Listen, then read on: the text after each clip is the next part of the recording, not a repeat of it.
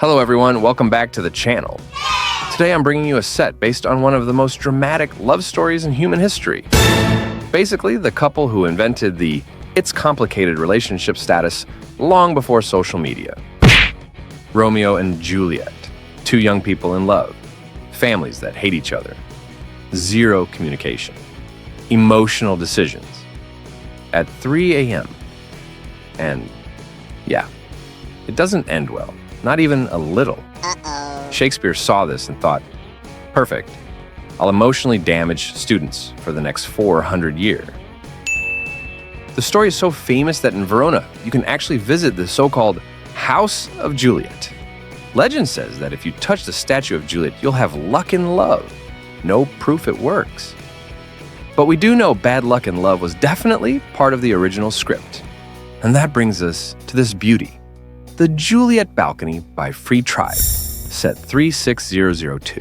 It has 3,800 pieces of pure romantic architecture, and it's sold by borrower for around 90 euros with shipping, which is honestly cheaper than a romantic dinner that ends in heartbreak.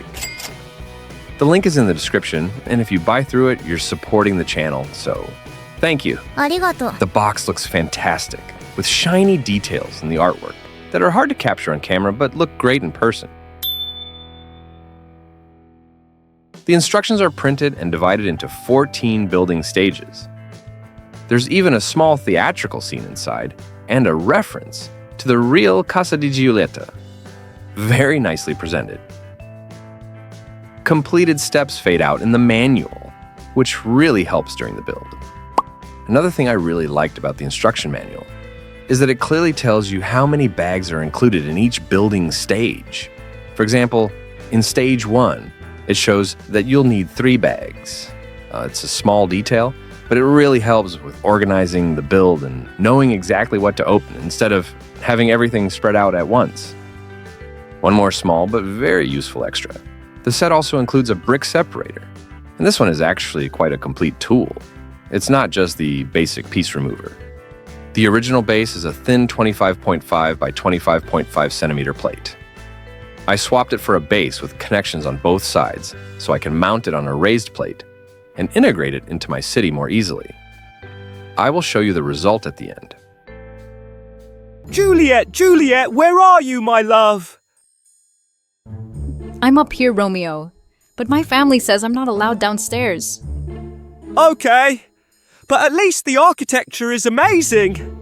All right, that was a MiniMStories moment. Let's continue. From the front, it's absolutely beautiful. The paved courtyard, the textured walls, the small but iconic balcony. The front windows are fantastic from a building technique point of view. The back also looks great.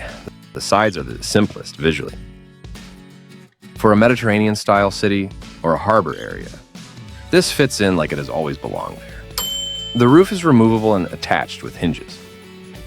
It's built mainly with modified bricks and round bricks stacked in a simple way that creates a gorgeous tile effect.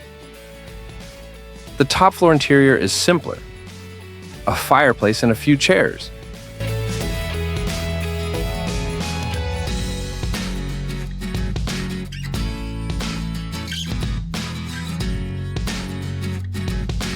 On the next floor, we have Juliet's bedroom with the famous balcony. This area is just lovely to look at. There's a canopy bed, a small desk with a printed piece that looks like a letter from Romeo, and a chest.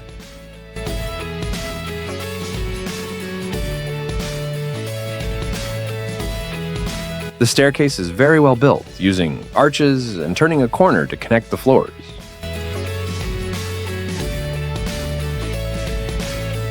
Now the ground floor. Here the designer really went all in. A banquet table, chandelier, kitchen, utensils, fully tiled floor, packed with details. Interestingly, this floor is more detailed than the upper ones.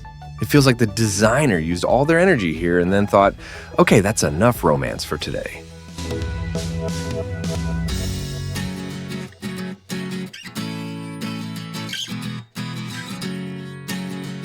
Outside, there are plants, but never too many. The only thing missing is Juliet's statue in the courtyard.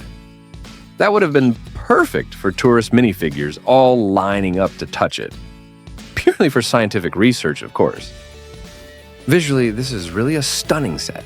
Great building experience, fantastic display presence in a city, and a very good price for what you get. If you like classical architecture, historical romance, or just beautiful buildings for your city, this is a very strong candidate.